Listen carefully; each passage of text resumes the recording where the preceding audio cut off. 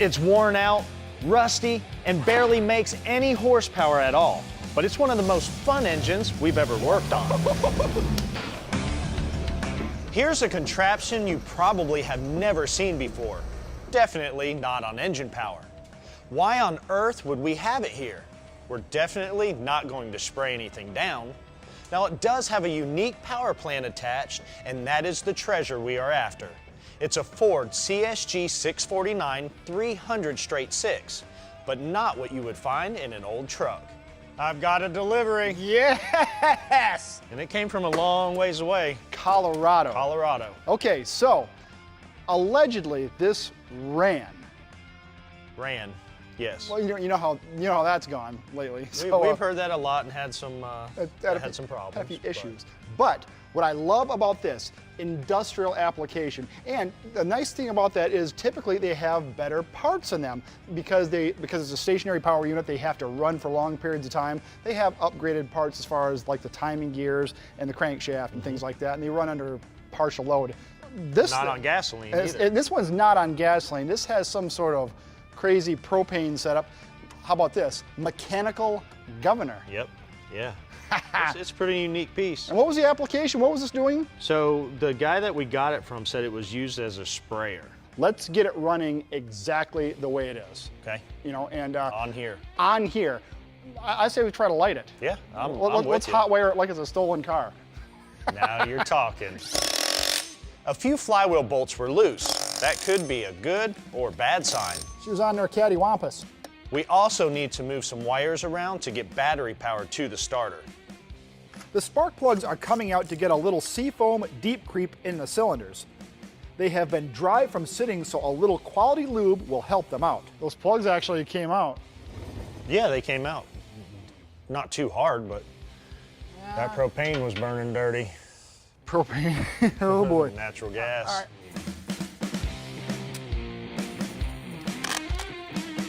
I hope we can keep that. Oh yeah. Look at that customization right there. Okay, we're hooked up on the starter. Yeah. Everything good? Yeah. Let's see if it'll... Bad starter or bad solenoid? Well, the solenoid seems to be working, so that starter's right. Turns out the loose flywheel bolts were a bad sign. This is gonna be awfully hard to start. It doesn't have a ring gear. There's no ring gear on it. All right, I got the top. We can let it come down some. Okay. All right, Pat, I found this flywheel. It's our small block Ford neutral balance. Same bolt pattern. Same bolt pattern, but this thing is going to be way too small in diameter.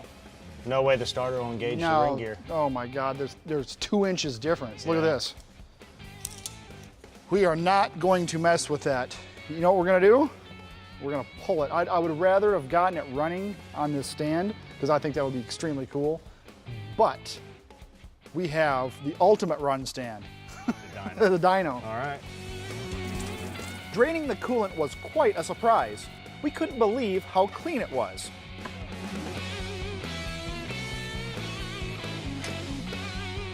Radiator hoses can be stubborn to get off. They get stuck, and a lot of times you're pulling and hitting elbows when they come loose.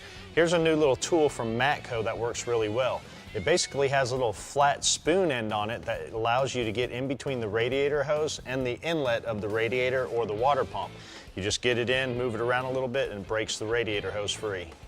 This engine is within 150 pounds of a fully dressed aluminum-headed big block Chevy, so we will put it in the heavyweight category. With the industrial bell housing removed, it's looking more like the 300 Ford we are all familiar with. This is what's important. It turns over great. Free. Not too bad. Superflow gets the credit for making these engines so easy to hook up on their dyno carts. No matter the engine, we dial indicate the drive flange to avoid any unwanted vibration from it being out of center. Up next, no matter what your parents told you as a child, ghouls do exist. In fact, we've got one in our shop. Plus, the inline 6 hits the dyno.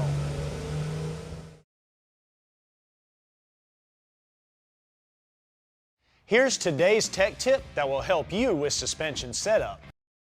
We're continuing on with this 306-cylinder project, and it's ready to head to the dyno room. But first, the monstrosity is taking up too much room, so it's headed out. There's a truck in my way. What's your guess? Will it run? Will it smoke? Will it knock like an unwanted ghost? We're all about to find out. Standard procedure is water hookup, and in our case, some improvised exhaust routing.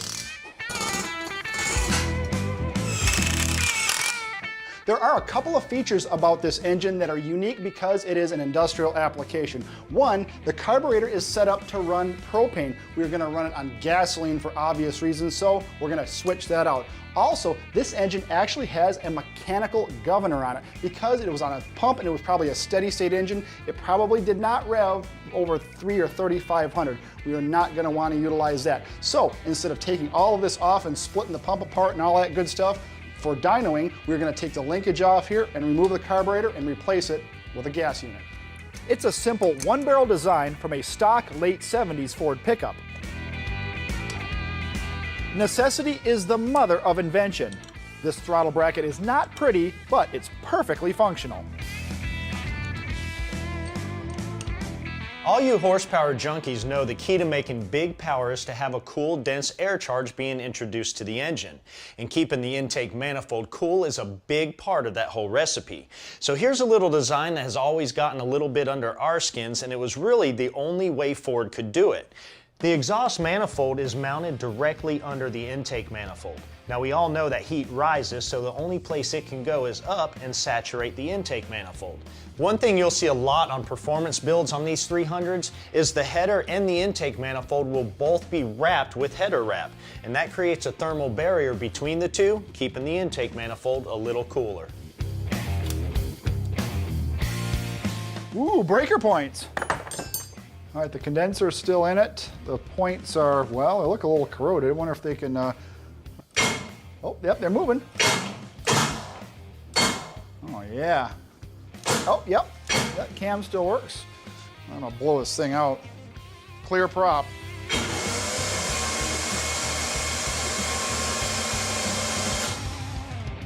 Well, nothing flew out of it, no rattling noises, so that means there's no debris in it. Ugh. Funky. This engine did not have an ignition coil, so we grabbed an old school one on the shelf.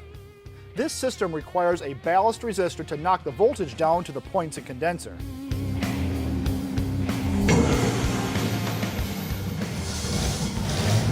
Whoa! It's working! Oh my God. And it has 56 pounds of oil pressure. That is the worst set of points I've ever seen work. It runs. It's running. This engine has not run in probably 15, 20 years by the looks of all the stuff that was in it. Looking down the hole into the cylinder, it looked like a frog pond in there. It's horrible. This thing is chugging away with 55 pounds of oil pressure.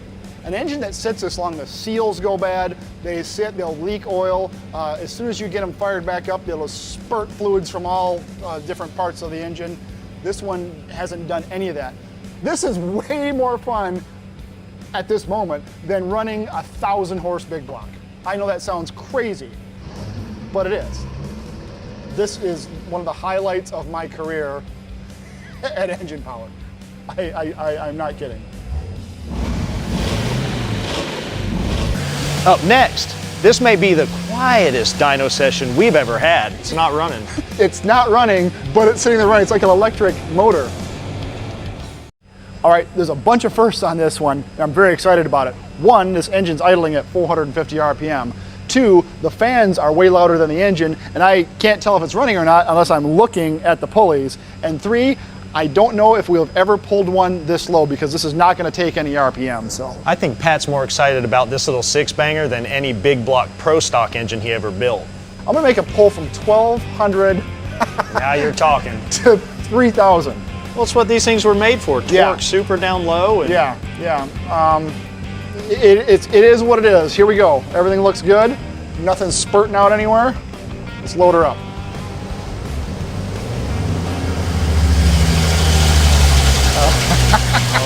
gosh, that dyno brake doesn't know what's going on.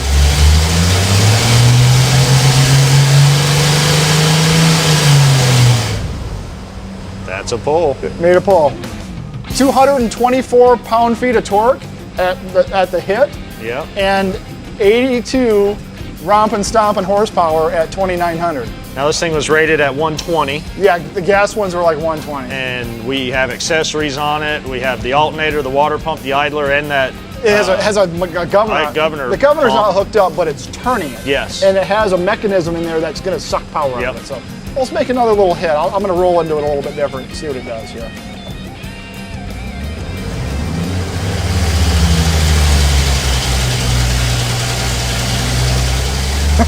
Wow.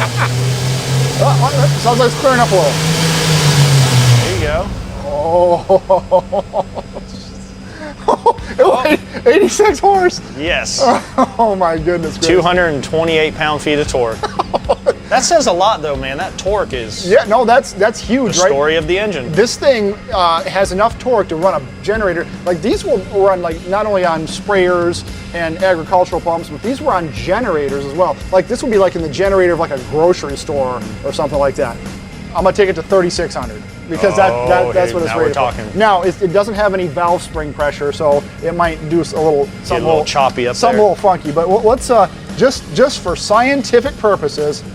Well, that's the range that the engine was set up for. The engine was rated at 3,600, so I don't feel bad about taking it that high. Yep. We'll see if she's got anything left here.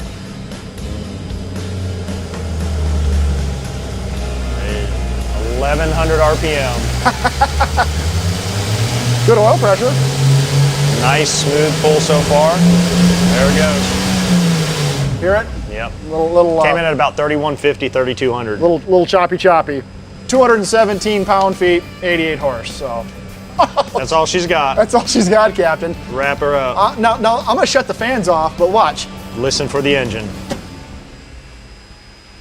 It's not running.